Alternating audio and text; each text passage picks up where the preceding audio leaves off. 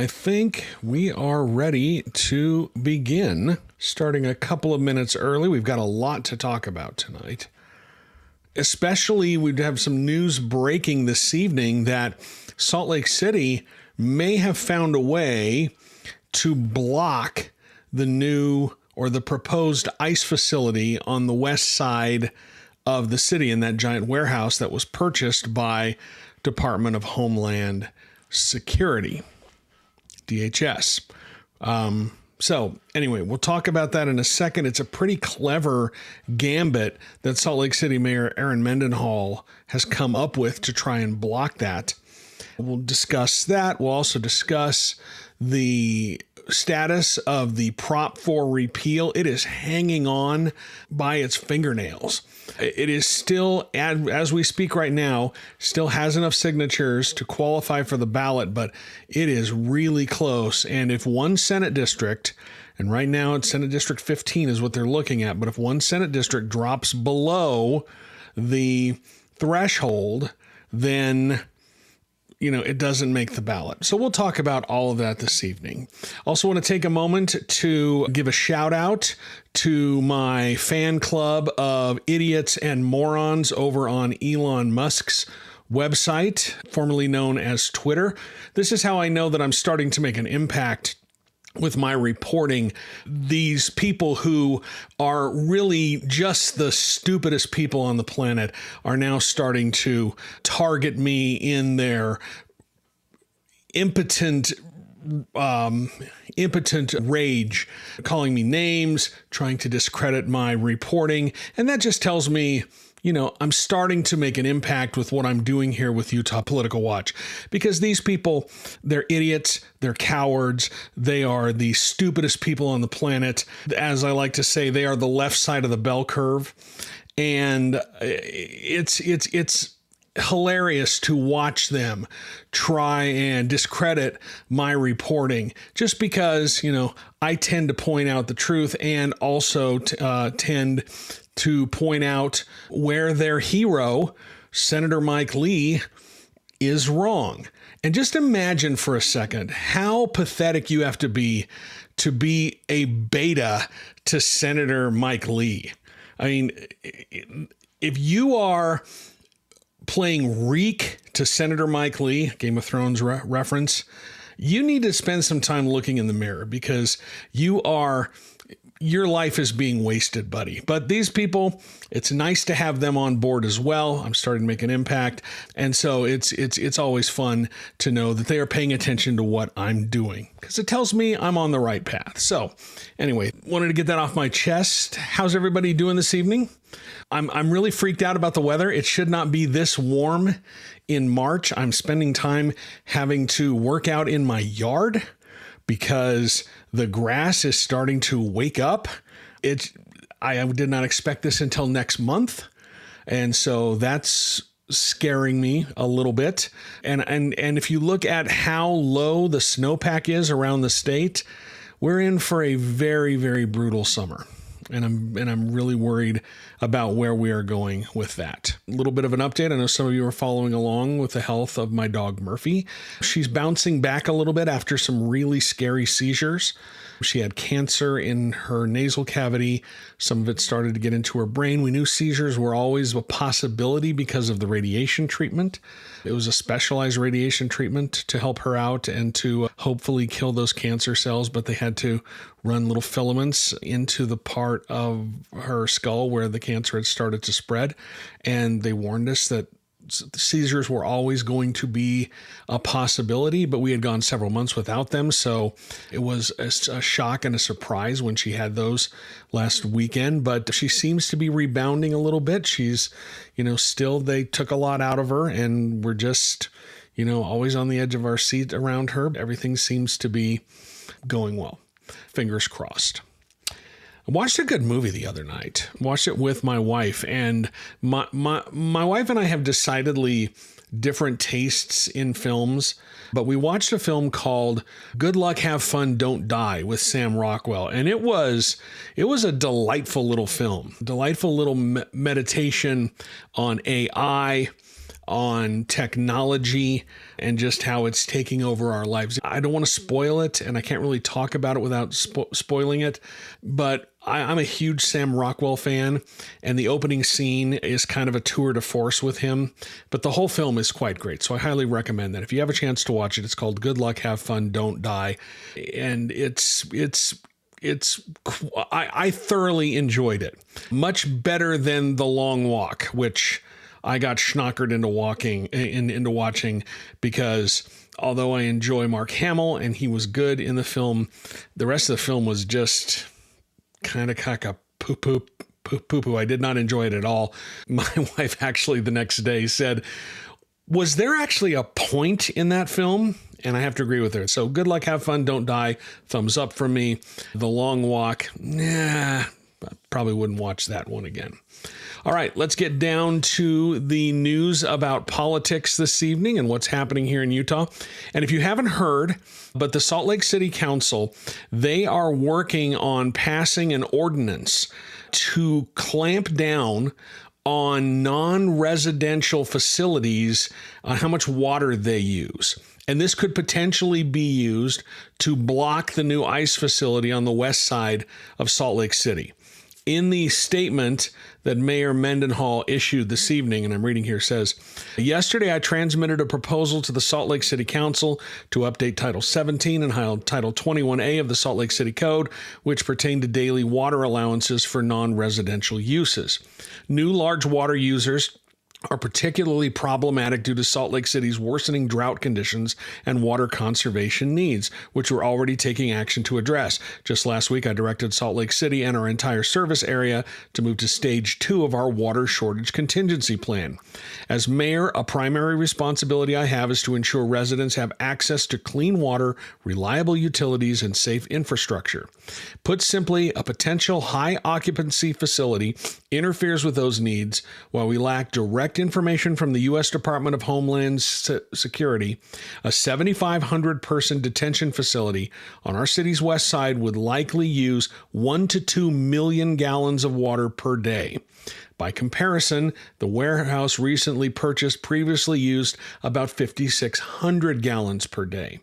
Should they be approved, these water usage updates would enact tighter restrictions on all government entities, ensuring that the amount of water new commercial and industrial developments can use is in line with our city's capacity. And so this would impact any non-residential development that uses more than an average of 200,000 gallons of water per day. So this is sort of a clever way to potentially block this ICE facility, the warehouse that was recently purchased by Department of Homeland Security on the west side of Salt Lake City. So it's kind of a clever, it's an extremely clever move, and this is sort of becoming the hallmark of Mayor Mendenhall. If you remember last year, after Trevor Lee passed his pride flag ban, they found a pretty big glaring loophole and just drove right through it, forcing the legislature to come back this year and close that loophole. But she's finding, again, if this goes through, and I have no reason to believe that the Salt Lake City Council will not approve it, but if this goes through, it could potentially block that. Emma Jolo on YouTube says, yeah, but I can also see them not giving the detainees any water. But you need water for sanitation needs, and I know what people are going to say, but there are needs besides giving water to the detainees that they're going to need to run a facility of that size. You just can't get around it, and this is going to clamp down on it. And it's got the potential. They're on pretty strong footing, saying we are in a drought right now, and putting this new facility in Salt Lake City with 7,500 beds, holding 7,500 people, using 1 to 2 million gallons of water per day, that's just not good for anybody else. So it's a pretty clever workaround. We'll see where it goes from there, but it's clearly an innovative thing that, someone in government is trying to do to block this, and you kind of have to tip your hat to her for coming up with this way to potentially block this facility. So that's some breaking news that happened just this evening. Mayor Mendenhall sent out that statement that I read, and it looks like the city council is getting ready to pass this new ordinance that would clamp down on any new non-residential development, non-residential facility that uses more than 200,000 gallons of water per day. And as she said in her statement, this facility could use between 1 and 2 million gallons of water per day, which runs headlong into the wall of the drought that we are experiencing here in Salt Lake City. The Piece of Wild Things on Instagram says, I think a potential detention facility in Georgia was blocked using a similar route. Mayors are sharing and discussing how to use similar tactics across the country. That's where who your local leaders are matter. You know, your local leaders, the people, as Republican legislators like to say, the officials closest to the people govern best. Well, you've got a city mayor helping to set policy for the city that she's been elected to run. And I don't know how the legislature is going to react to this. It doesn't impact them, but it will certainly impact DHS. And I do need to give a shout out to Building Salt Lake. I'm going to pull this up real quick, this article. I should have pulled this up earlier. But over at Building Salt Lake, they had a great story just about how much they overpaid for this. And it's by Jacob Scholl. I worked with him previously. I think he's a really great reporter. He does a great job. And he was looking at how much DHS paid for this warehouse, and they paid $145.44 million for 833,000 square feet. The estimated value of the building was $97 million, so they overpaid by at least $50 million, for $48 million over the estimated assessed value. But when comparing this purchase to others ICE had recently made, the federal government paid much more for this Utah real estate than to other purchases around the country. According to this report, and Jacob Scholl over at Building Salt Lake, he says ICE paid a little over $174 per square foot for the Salt Lake City building. They reviewed other purchases around the country where ICE has purchased these warehouses, and they found that they were far lower than what they paid here in Salt Lake City. So somebody in Salt Lake City got paid $174 per square foot. A Salt Lake City real estate broker who spoke on the condition of anonymity, and you understand why, they said that price that ICE paid for this facility, $147 per square foot, was, quote, unheard of in the Salt Lake City market.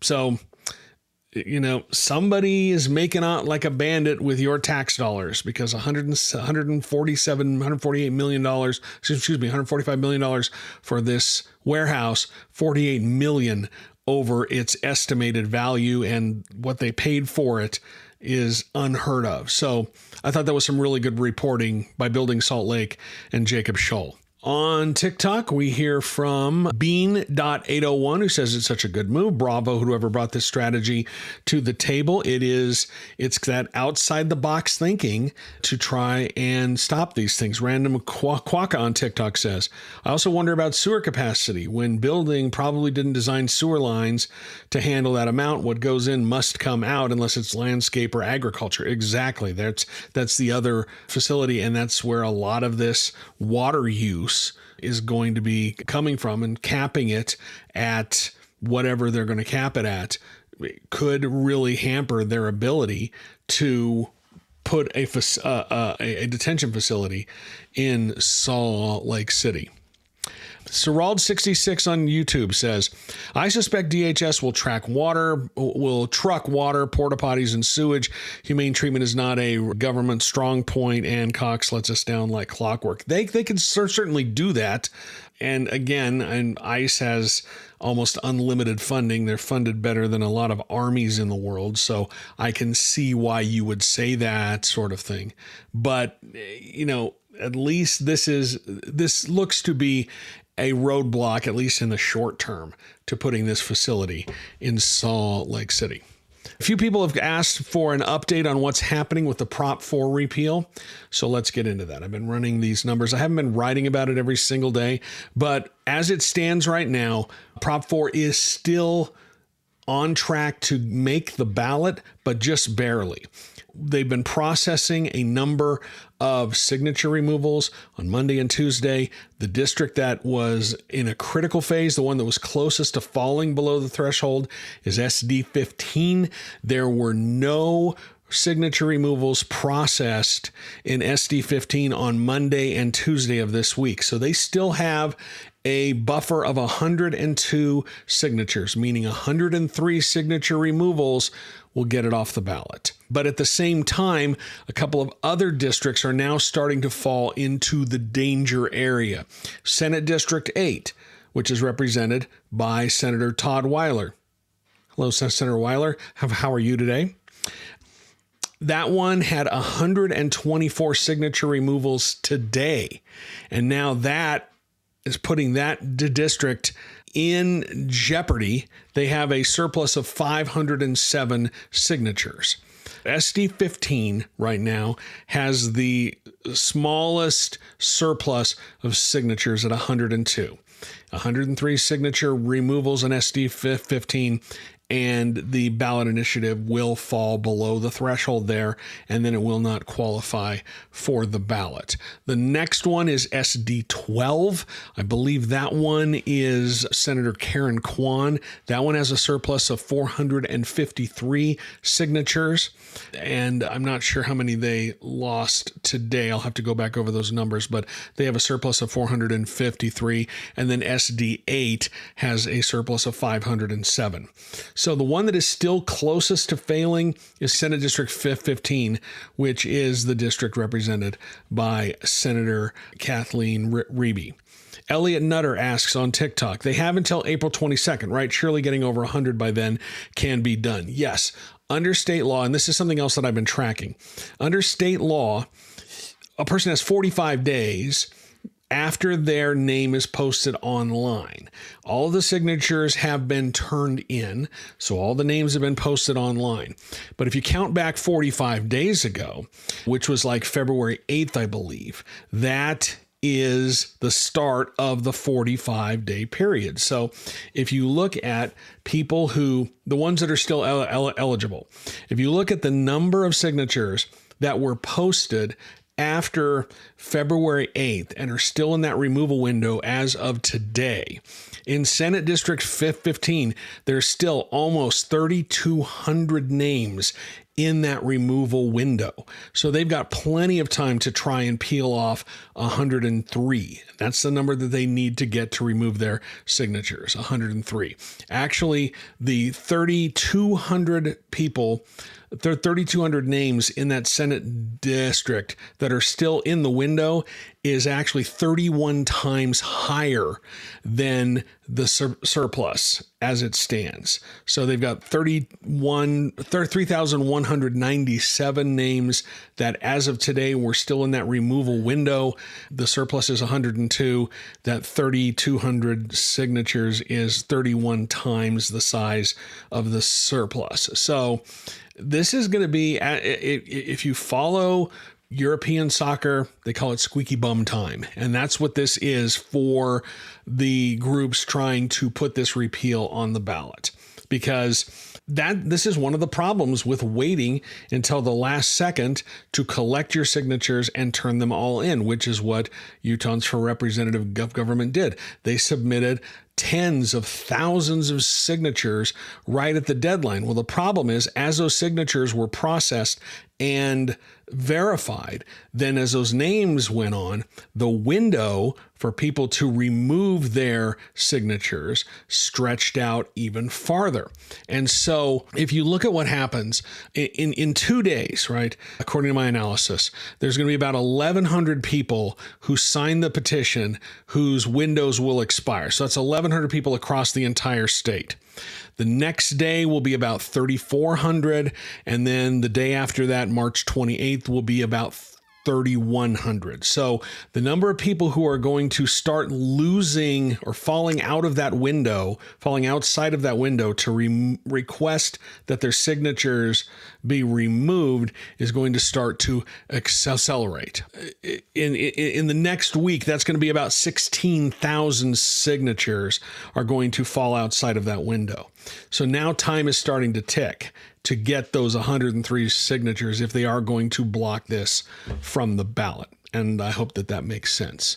Focious World on Instagram says, apologies, just checking in, but how many names are still needed? I thought I saw they were just needing one more this morning. No, not one more. In Senate District 15, which is the closest to falling under the threshold for qualifying, they still need to peel off 103 signatures, which is where it was on Friday. On Monday and Tuesday this week, according to the updated signature numbers, there were 0 signature removals processed for Senate District 15, and that's the one that's closest to falling off. That's what's happening with the Prop 4 repeal right now, where it looks like they're still technically they're still on the ballot right now, but it's on life support. They are in big trouble.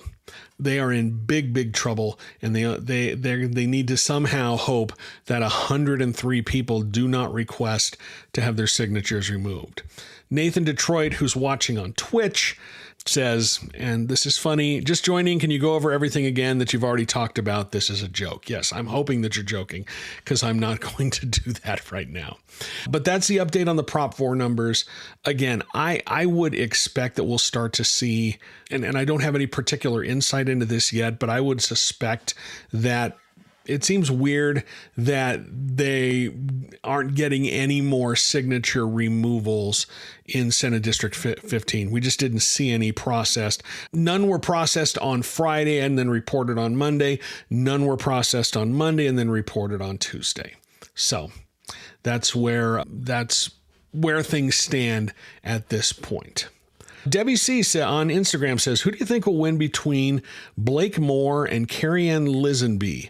They are 2 Republicans running in Senate in House District 2, the new House district. I don't know how this is going to play out. If you want to play it safe, you will say Blake Moore because he's going to have more money than Karianne Lisonbee. He has arguably more name recognitions in that he has been in the House since 2021, elected in 2020. And those are 2 things that are very hard to overcome. It's usually pretty tough sailing for members of the Utah legislature to try and run for a higher office, simply because nobody knows who the hell they are. We saw it in 2024 with Brad Wilson. He ran for U.S. Senate. His supporters on the Hill were absolutely convinced that because of his work, his position as the Speaker of the House, it was going to just be easy sailing into that Republican nomination. But John Curtis got in the race, and John Curtis, while he may not have had more money than Wilson put about $5 million of his own personal money into the run. He did have the one thing that Brad Wilson did not, and that was name recognition. Nobody knew who Brad Wilson was, but they spend a lot of time at the legislature. You know, they win easily. They don't get challenged for re-election or have easy re-election bids, and then they convince themselves that translates to a larger universe of voters. And I think what's going to happen is I don't see Karianne Lisonbee having that kind of broad appeal. Now, in that district, the Republican nomination race is going to be the election. It's almost impossible for a Democrat to win that race. If you look at the Cook Political Report, the PVI, which is the Partisan Voter Index, it's R plus 15, meaning a Republican candidate would be expected to do 15 points better than the national average. So that's going to be the election in that district. And Moore, who is a member of House leadership on the Republican side. I think he's like the number 5 or 6 Republican in the House. He's got a lot of resources, and he also has a lot of name recognition. Now, one of the things that I find very interesting is that Karianne Lisonbee's supporters are attacking Moore for his work with Better Boundaries. He was one of the original sponsors of Prop 4. He helped get Prop 4 on the ballot in 2018, and they're hitting him pretty hard for that. And that could be a vulnerability. I don't know how much of a vulnerability it is, but you are seeing them make arguments that Blake Moore should be running in House District 1. That's where he lives, actually. He does live in the new House District 1. The reason why he's not running there is because there's no way that he would be able to win that seat. But you are seeing them make that argument. But that's where things stand in that race. I don't know how it's going to play out. I would expect Lisonbee to do very well at the convention.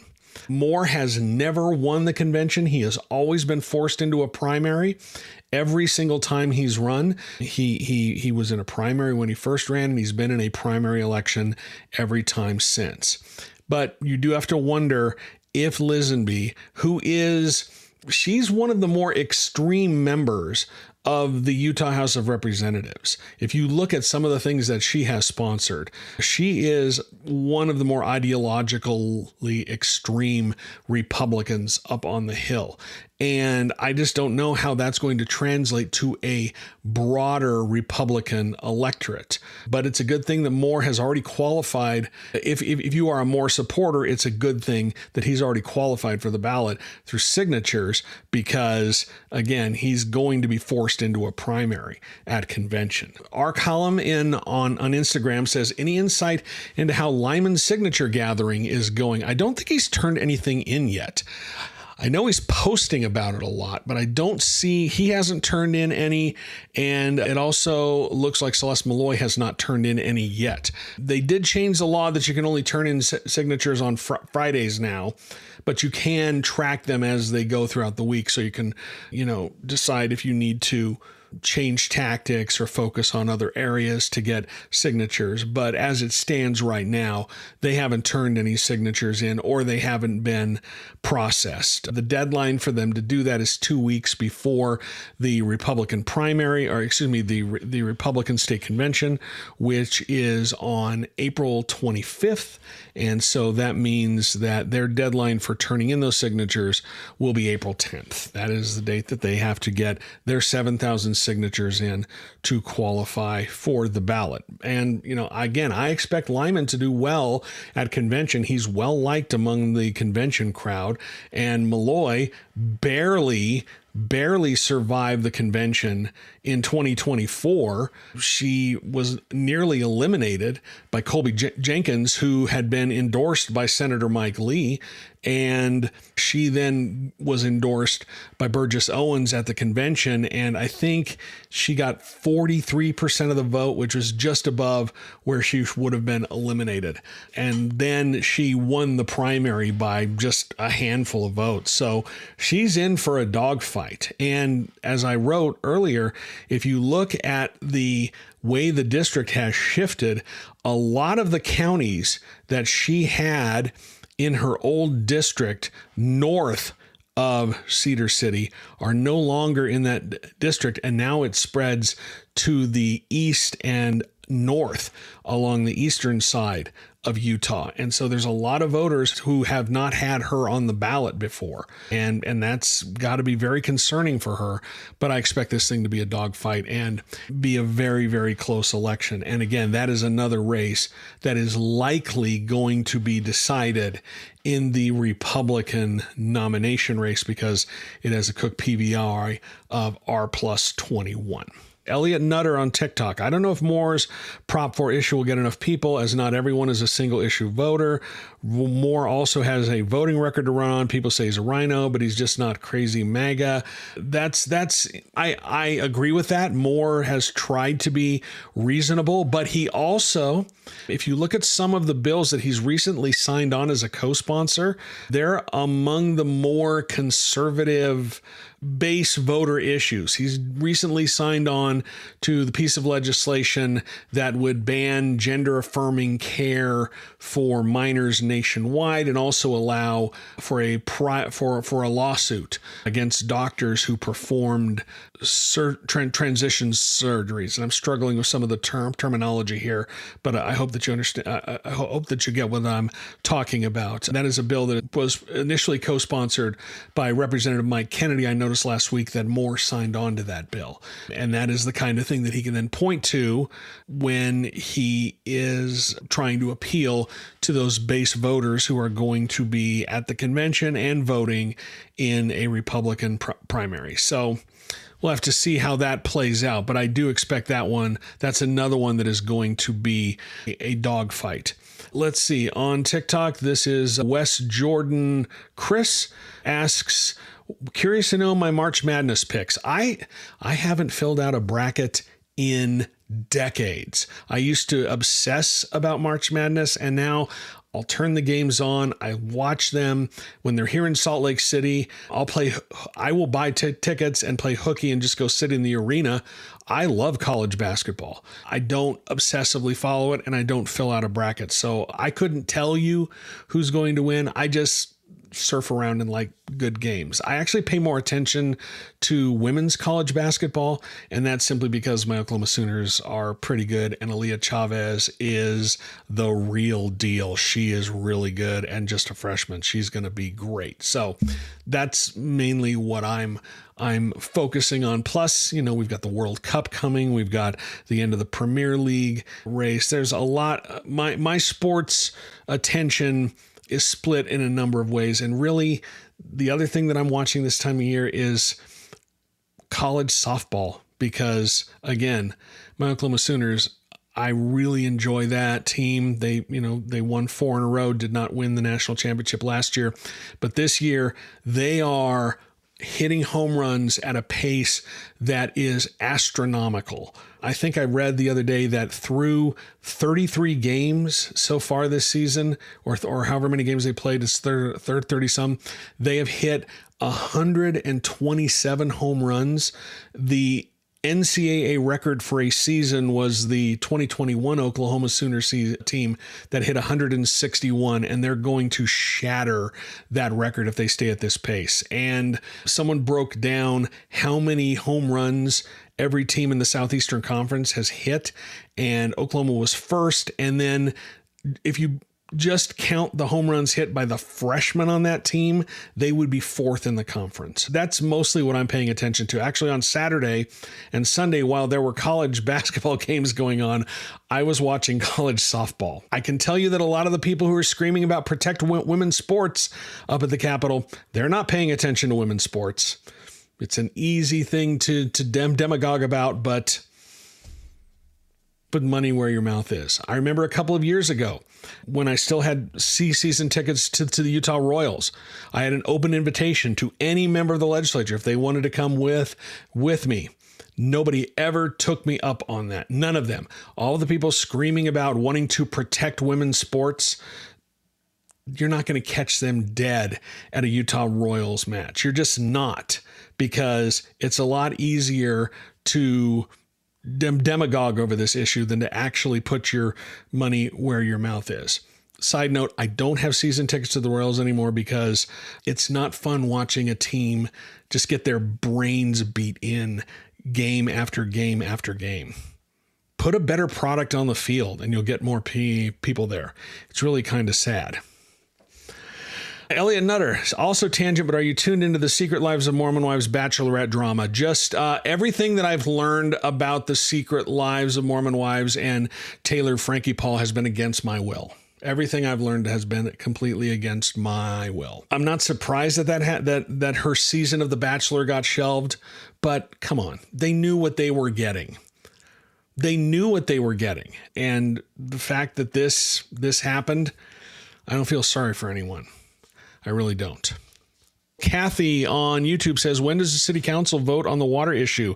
I think they're voting on it tonight. If you're just tuning in, Salt Lake City Mayor Erin Mendenhall has proposed a change to the city ordinances that would crack down on water use by large non-residential facilities, and this could potentially block the new ICE facility on the west side of Salt Lake City. She estimates that that facility would use between 1 and 2 million gallons of water per day, and Salt Lake City's in the middle of a drought, and by comparison, the warehouse before DHS bought it was using 5,600 gallons per day. And if you're going to put 7,500 people there as a detention facility, what this thing was not designed for, turn it into a detention facility, you're going to need water to run it. And the city council is considering an ordinance change that would crack down on water use by these large facilities. And it could potentially block this from going into effect.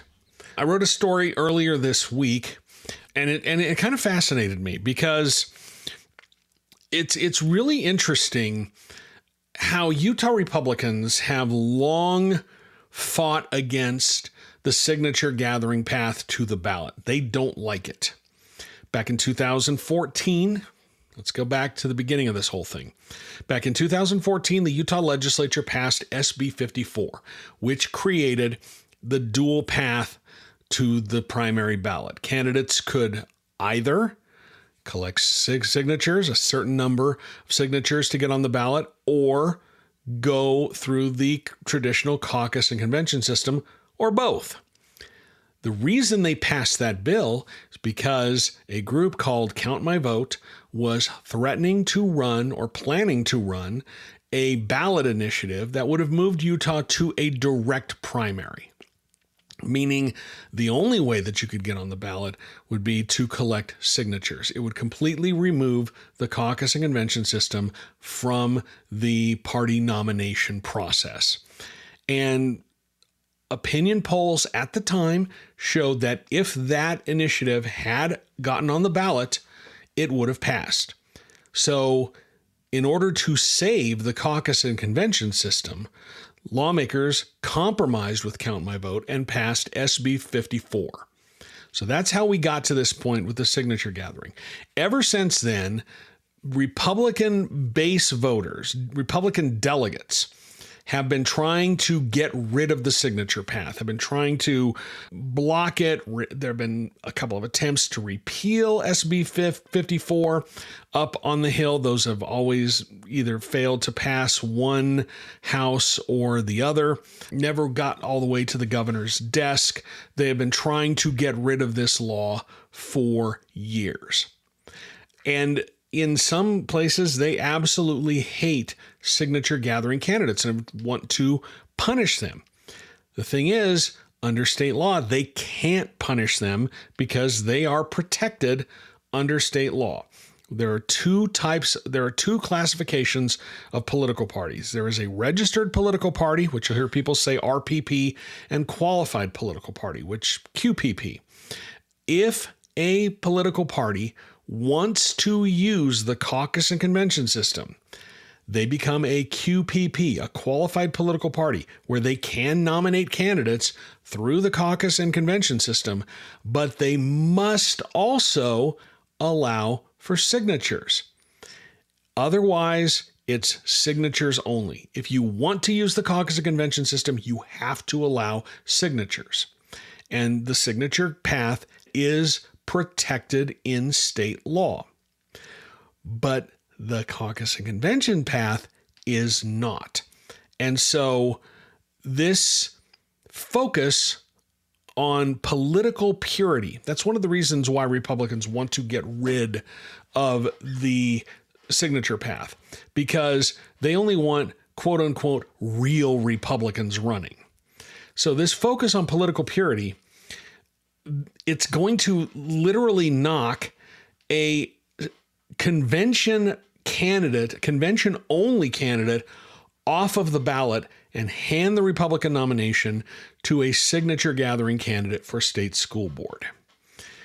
And I hope you read this story, but if not, that is all prelude to this story. Last year, the Utah Republican Party adopted a new bylaw and a amendment to the party constitution, the rules of the party, that said, if you want to run for office as a Republican, then you must be registered as a Republican for a full year, meaning you will have gone through at least one election cycle, either a local election or a regular election, as a registered Republican.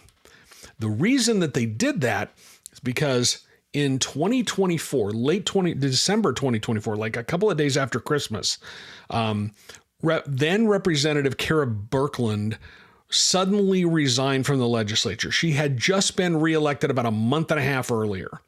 And then all of a sudden she resigned from the legislature. And so that means that Republicans got to pick her replacement.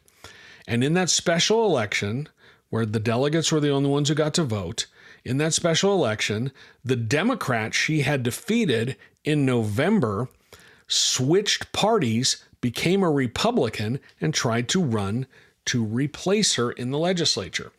That gambit didn't work. They ended up electing Tiara Oxier in that seat instead of the Democrat who became a Republican. But in response to that, the Republicans passed these new rules that said in order to run as a Republican candidate, you must be registered as a Republican for a full year. So fast forward. In State School Board District 8, which covers parts of Kearns, Taylorsville, and South Jordan, I believe, it's currently represented by Christina Bogus, who is not running for another term on the state school board. And so two Republicans jumped into the race. Trina Christensen and Nicole McDermott are the two Republicans running. And this is a heavily Republican seat. It's likely that whoever wins the nomination is going to win the seat on the state school board. Well, Trina Christensen, when she filed, she said, I'm only going to do the convention. She is a convention-only candidate, and that will be at the Salt Lake County Convention. Nicole McDermott is doing both convention and signatures. Well, here's the problem. Trina Christensen was not a Republican until she filed to run for that office. She changed her party affiliation around the same time that she filed to run on the Republican as a Republican for state school board. But nobody said anything at the time. She started campaigning and nobody said anything. Nobody made any objection until just, her campaign manager told me that they started to hear there might be a problem with this right at the last day of the legislature. One of the people who pointed out this problem was her opponent, Nicole McDermott. Well, Trina Christensen clearly does not meet the rule that they just passed that said you have to be a Republican for a full year to run. So she has been informed that she will not be allowed to participate in the Salt Lake County Convention to compete for the nomination. And this is kind of and essentially that hands the nomination to her opponent, Nicole McDermott. Now, if you look at some of Trina Christensen's supporters, it's people on the far right. It's very conservative Republicans and people on the far right who want her on the state school board.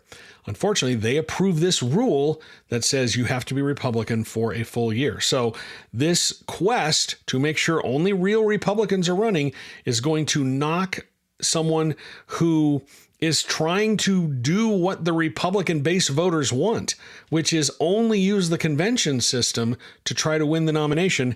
It's going to knock her out of the race. It's a gray area in state law.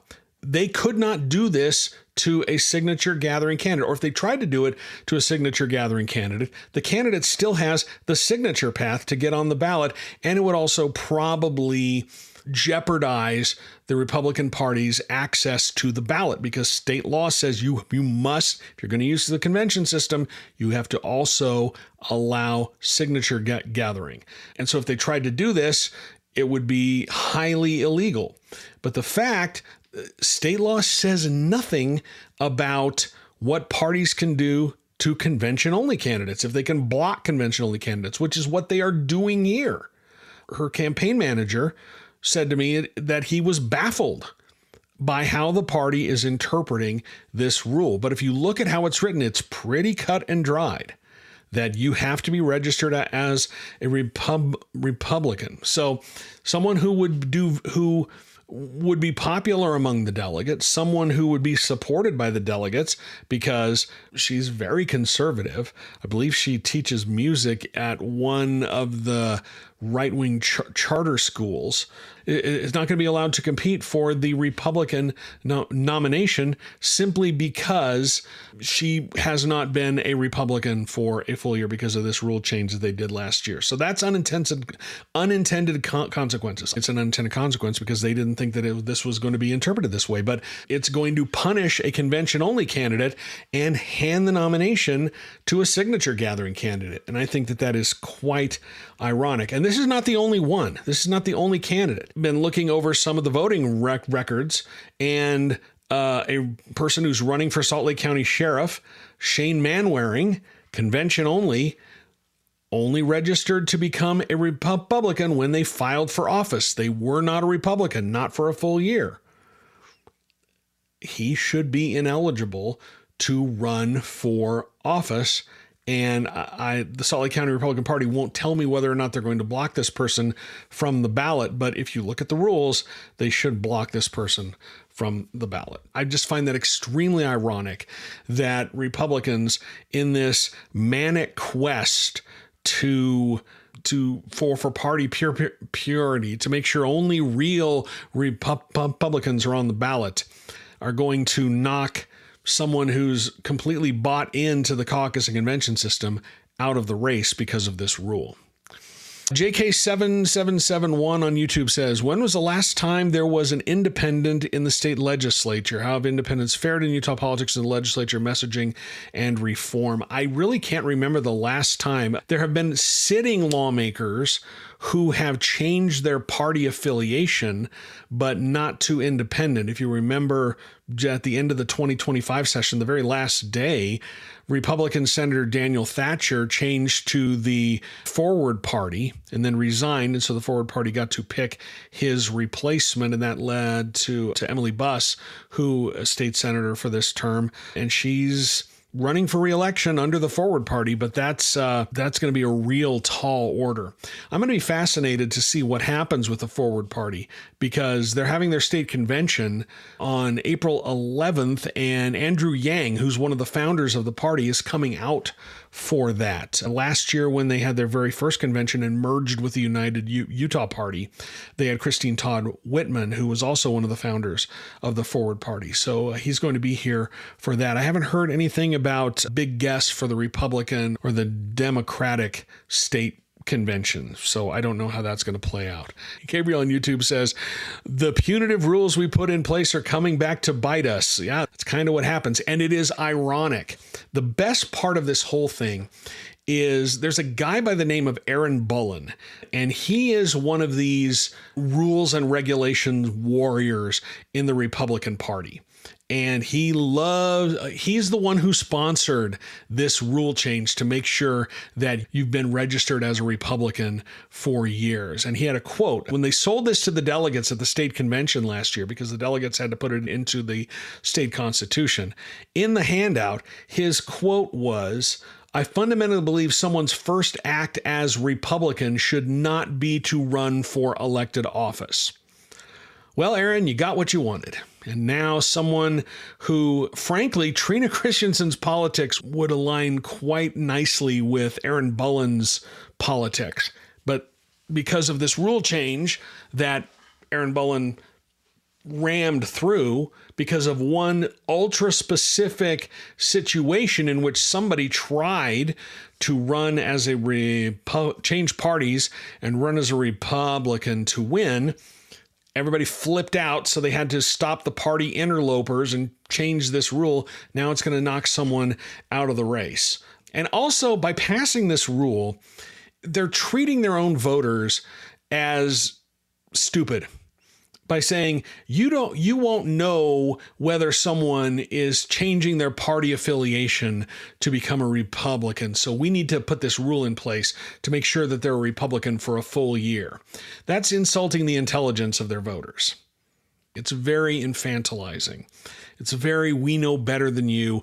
You don't do enough research. But what happened in practice in this very specific situation where the Democrat changed their party affiliation to become a Republican, the delegates who were voting on the replacement for Kara Birkeland sniffed that out immediately. They saw through it immediately. That person didn't survive the first ballot. I don't even know if they got any votes on the first ballot.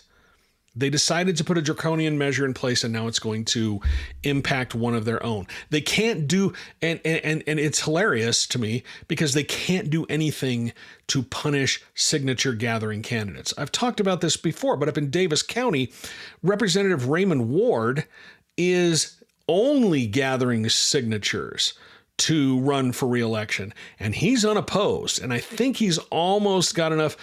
Actually, he has submitted enough signatures to qualify for the ballot, so he's going to win re-election. He's not going to convention.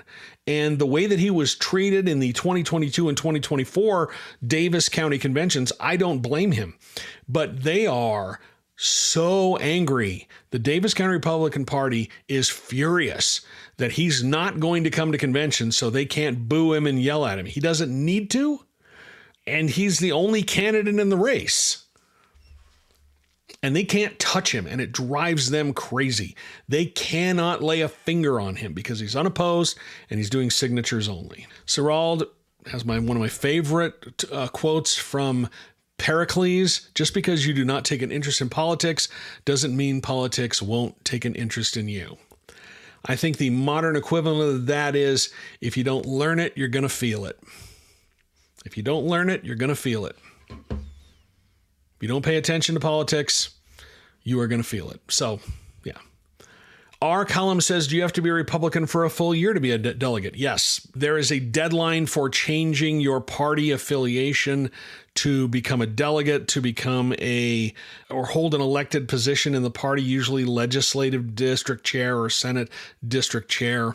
Someone messaged me on one of the social media apps this week and said they ended up becoming a state delegate, a county delegate, and their ledge chair because they were the only person in the Republican Party who showed up for their caucus. They've been in the Republican politics for years, but they were the only person who showed up. So by default, they are a delegate for the state convention and the county convention, and they are apparently the legislative district chair as well. You just got to show up sometimes. But yes, there is a rule. That's one of the reasons why the Republicans, they instituted an app to check someone's party registration to make sure that you are a registered Republican, not just changed your party affiliation to run as a delegate. They're very, very worried about party raiders. And that's where I think this sort of thing would have the most impact, is if Democrats wanted to cause some problems, they could become Republican delegates, and that's one of the reasons why they changed the rules. I'll be fascinated to see what happens in the Democratic primary in the new 1st Congressional District, which is covering most of Salt Lake County, because Republican primaries are closed. You have to be a registered Republican to vote in the Republican primary, but the Democratic primary is open. Anybody can vote in the Democratic primary. So that just so long as you don't vote in somebody else's primary. So that means that Democrats, independents, and even Republicans can vote in that primary. And that's going to be fascinating to watch, because it is not going to be just Democrats who choose the nomination in that district. And that's where what I've been talking about on previous live streams, building a coalition, comes into play. And there's going to be multiple candidates in this primary. Ben McAdams has already qualified. Nate Bluen is on the verge of qualifying through signatures. You'll probably see a couple of others. Let me look at some of the signature totals. Liban Mohammed, he's got 2,200 signatures. He needs 7,000. Time is ticking, but you would expect him to qualify. Ava Lopez has 3,370 signatures. Again, you need 7,000. And we're seeing Kathleen Reby has only turned in 490. Michael Farrell has 685. I would expect 3, maybe 4. The convention could put somebody through as well who didn't qualify by signature. So it's going to be a crowded primary field, and it's not just going to be Democrats voting on this nomination. It's going to be Democrats and independents, and again, even Republicans, so long as they do not cast a ballot in the Republican primary. And you could see extremely low turnout for that Republican primary. The candidates there, the Republicans running in that race, there's 5 of them: Dave Robinson, Riley Owen, Jonathan Lopez, Stone Fanua, and Adam Clayton. So there's 5 Republicans in the race and 7 Democrats. But the show this year is in the Democratic primary. So that's going to be really interesting to see how that plays out, because it's not just it's not just Democrats who are going to be deciding this nomination. Our Callum says, thanks. I went to caucus night for the first time and they asked potential delegates how long they'd been Republicans. I assumed it was a loyalty test.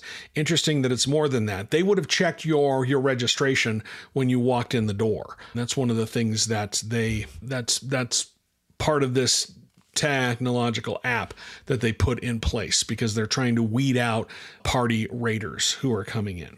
Elliot Nutter on TikTok says, thoughts about the Lieutenant Governor calling out the SAVE Act and Mike Lee on social media recently. I say good for her, because the SAVE Act is one of the most buffoonishly transparent attempts at ballot rigging, at election rigging, I have seen in a long time. Every argument that Senator Lee has used for this act, for this SAVE Act, is disingenuous. When you see people claiming, well, you have to show ID to buy a beer and drive a car, you don't have a constitutional right to buy a beer. And in those cases, a driver's license is just fine. In those cases, a driver's license is fine, but not under Senator Lee's proposal. The only forms of ID that would be valid would either be a passport or your birth certificate. And if your name now does not match the name on either of those documents, you would be ineligible to vote. And that could potentially disenfranchise 10% of the American population, because a passport is expensive and it takes months to get. And there are women who took their husbands' names when they got married, and now they don't have their name on the birth certificate. And then someone raised this issue the other day. What about people who were in closed adoptions and don't have access to their birth certificate? They could potentially be disenfranchised as well. Senator Mike Lee waves it off, saying that's just fear-mongering. It's not fear-mongering. He is trying to gaslight you with this. So I commend her for pushing back against this transparent and blatant attempt to try and manipulate the election, try and manipulate the voter rolls or vote who's eligible to vote. It's an attempt to narrow the pool of who can vote. And this whole thing is being spearheaded by Cleta Mitchell. Senator Mike Lee and Cleta Mitchell have been joined at the hip for years. Cleta Mitchell was one of the Trump lawyers who was on that phone call in Georgia where he had asked Brad Raffensperger to find him 11,700 votes so he could win Georgia. She was on that call. She has been big in the election denial community. She and Mike Lee have been very close for years. Mike Lee was in almost constant contact with her. leading up to the January 6th insurrection when he was working 14 hours a day, 20 hours a day, whatever it was, trying to find a way to help Donald Trump overturn his election loss to Joe Biden. And then it came out, the Senate Republicans, I don't know if you saw this today, but they released the warrant that Jack Smith, the records that they were trying to get from members of Congress. And one of the people that they were trying to get the phone records from was Mike Lee. And if you look at the warrant, one of the reasons it says, we intend to obtain the following toll records, records. Mike Lee, he contacted Giuliani on 1/6, lots of texts with Mark Meadows, calls with John Eastman, calls with Meadows, calls with Chip Roy, Cleta Mitchell. And Cleta Mitchell is one of the ones she's with this group who the Election Integrity Network is her organization. And it's just a bunch of election deniers. And what they're trying to do is narrow the pool of eligible voters. Why? Because then you're going to cut down on people who could vote against Donald Trump and the Republicans. They know that the president is historically unpopular right now. If you look at his approval ratings, they are in the toilet. Now, a lot of stuff could change between now and November, but Democrats are winning special elections all across the board. Just tonight, the Democrats won a special election for Florida legislature. They flipped the seat previously held by a Republican that includes Mar-a-Lago. So now Donald Trump is going to be represented in the Florida legislature by a Democrat. And this is this has been a Republican seat for years, and Democrats flipped it. There is a lot of things going against the Republicans right now, and they know it. And that's why Senator Lee's SAVE Act is just a cartoonish attempt to try and stave off an aggressive ass paddling at the polls in 2026. Now, a lot can happen between now and then, but the way things are trending right now, it's not good. Your mom on TikTok says they can cancel passports. They're asking for voter rolls. Yes, that's one of the things that they're trying to do. That's why the Justice Department sued Utah. They're trying to get the entire voter roll here. And the people who are pushing back, Lieutenant Governor Henderson, who is being sued by the Department of Justice, says they have no legal basis to request these voter rolls.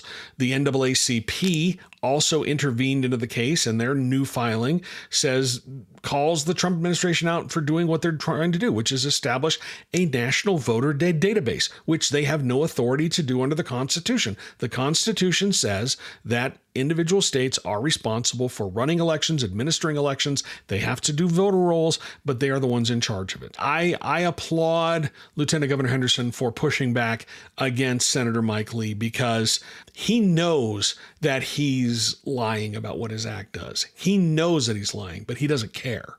He does not care. It's not about election integrity. Undocumented immigrants, foreigners do not vote in American elections. There's just no evidence that that's happening on even a limited scale. Maybe here and there, but that's about it. It's not the problem that they're making it out to be. Katie Did It 124 on YouTube says, can candidates who drop out of a race gift their signature list to another candidate? No, they can't. And all of the people who signed that petition cannot sign for another candidate.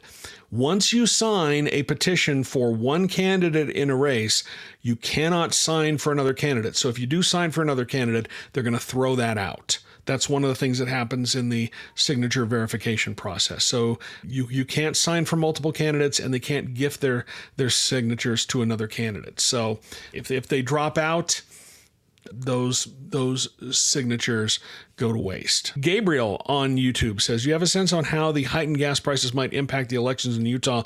The legislature tried to do something about gas tax, if I recall. Yes, they did pass a temporary gas tax holiday. I don't know how much of an impact that is going to have, especially if you follow open source intelligence online. It sure as heck looks like the Trump administration is preparing to put boots on the ground in Iran, a ground invasion in Iran. I hope these people are wrong. I fear that they're not. With all of the people and material and support that is moving in that direction.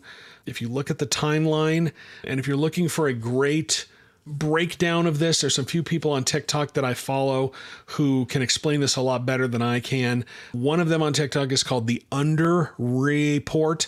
So if you're on TikTok, go to the Under Report.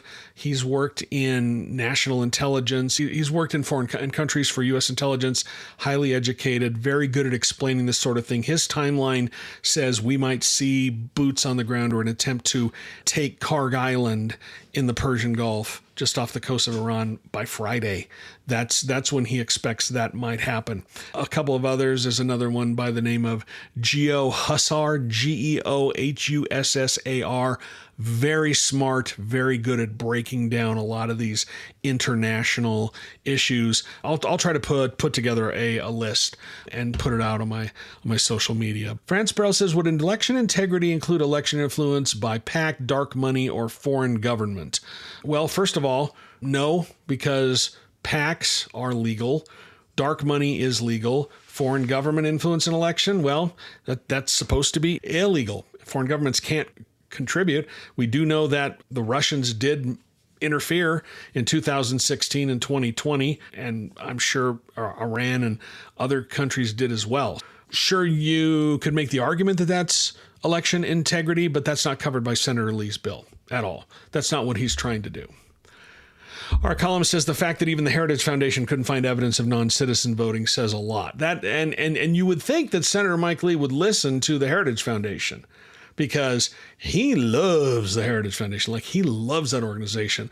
Almost all of his staffers either come from the Heritage Foundation or leave his office to go to the Heritage Foundation. He's kind of a revolving door. Okay, well, that's probably going to do it for me this evening. You'll see on the screen all of my social handles where you can follow my content. Also, my email, I decided to put that on the screen now as well. Feel free to email me with questions, comments, anything you want me to address on a future live stream. We'll probably do this. We may do this again later this week, depending on what happens. Cable, okay, I love this. Cable Ascani41 on TikTok says, as your editor, I am still waiting for pictures of Spider-Man. That was from our discussion last week about the oral arguments in front of the 10th Circuit Court in my appeal of the case to get a media credential with the Utah legislature. They refused to do it. I did post this on social media. It was 1 year ago today that I published a story that has audio of Senator Todd Weiler saying the quiet part out loud. He was recorded speaking to a group. They asked him why independent journalists were not allowed to be at the Capitol. And what he said was, quote, there's only one independent journalist that wasn't given credentials, and he's kind of burned some bridges with some of the House and Senate leadership. They don't feel like he's particularly honest. I think the legislative leadership is showing who's the boss. He went on to say he kind of likes to poke people in the eyes, and if you do that long enough, sometimes it comes back at you. In my opinion, that's what's happened. Senator Todd Weiler saying the quiet part out loud, that I rub some people the wrong way with my reporting. Sorry, I'm not going to stop just so I can get a media credential. It's like I said, I don't like the taste of boots. I don't like it. Now, as we wrap up here, here's my pitch. If you want to support what I do as an independent journalist, go to my website, utahpolitics.news. You can sign up for my newsletter for free. You can also, if you want to, throw a couple of bucks at me. There's a tip jar. You can also become a paying subscriber for $5 a month. You'll get some subscriber-only stories and a few extra things as well. So I'm not going to spend too much time asking for your support. If you like what I do, it's important that you, as consumers of this news, support it. I don't have corporate backing. I don't have a billionaire writing me checks. It's me and y'all, and I wouldn't have it any other way. Thank you so much for joining. Thank you for your attention. Again, you'll see all my handles on the screen if you want to follow me there. And you can also send me an email. The email's right there on the screen. I'd love to hear from you. Until then, thank you so much for your support and your attention, and I hope you all have a great night, and we will talk to you again soon.